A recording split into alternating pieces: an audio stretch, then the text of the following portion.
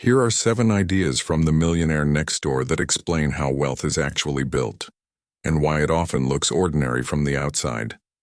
Take your time with each one. These ideas are simple, but they often go against instinct. 1. Most millionaires don't look rich.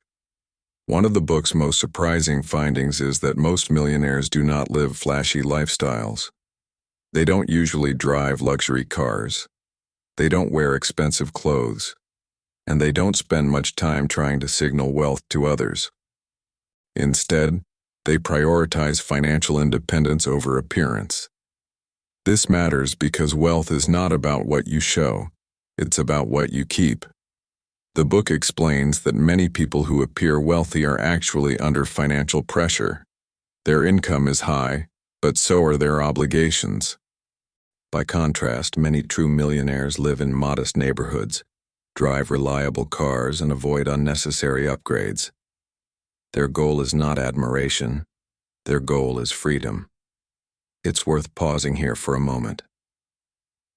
When you think about financial success, are you imagining visibility or independence?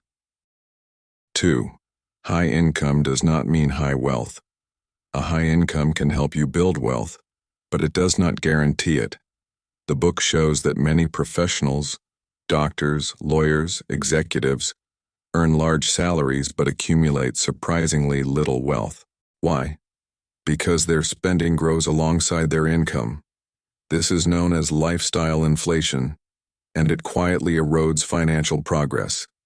As income rises, expectations rise. Homes get larger. Cars get newer. Expenses become fixed at a higher level.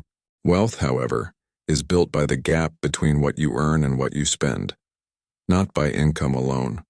2 households can earn the same amount. One becomes financially secure, the other remains fragile. The difference is not intelligence, it's behavior. A calm question to consider: if your income increased tomorrow, would your lifestyle expand automatically or intentionally? 3. Frugality is not deprivation, it's strategy.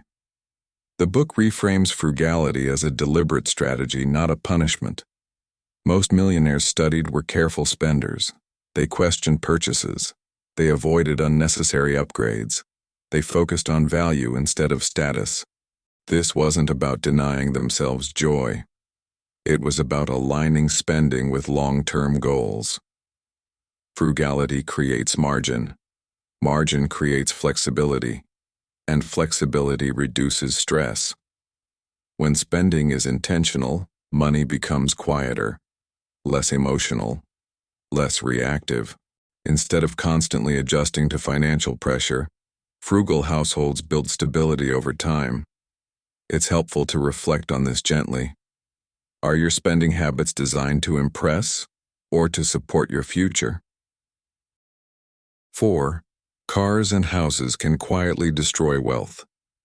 2 of the most common wealth drains identified in the book are cars and housing. Not because they are bad, but because they are often oversized relative to income. Many millionaires choose modest homes and dependable vehicles. They understand that large recurring expenses reduce flexibility and increase risk. An expensive car doesn't just cost money once. It costs insurance, maintenance, repairs, and depreciation. A large house doesn't just require a mortgage, it requires taxes, upkeep, long-term commitment. These costs compound quietly. The book's insight is simple but powerful. What you own can end up owning you. This invites an honest reflection. Do your largest expenses increase your freedom or limit it? 5. Wealth is built slowly over decades. The book emphasizes patience. Most millionaires did not get rich quickly. They built wealth gradually through consistent saving and investing. This approach isn't exciting. It doesn't make headlines, and it doesn't feel dramatic. But it works. Small decisions repeated over many years quietly compound. Many people underestimate what steady behavior can produce over time, and they overestimate the impact of bold, short-term moves. The research suggests that boring financial habits often outperform clever strategies. It's worth sitting with this idea. Are you trying to move fast, or to stay consistent long enough for results to matter? 6. Financial independence matters more than status. A recurring theme throughout the book is independence. Millionaires value control over their time. They value flexibility. They value the ability to make choices without pressure. Status, on the other hand, often comes with obligations. Pressure to maintain appearances. Pressure to keep earning. Pressure to keep up. The book suggests that many people unknowingly trade long-term freedom for short-term validation. True wealth reduces dependency on debt, on employers, on external approval. A calm question to consider here: what would financial independence change in your daily life? 7. Wealth is often invisible by design. The final idea ties everything together. Wealth is invisible because it hasn't been spent.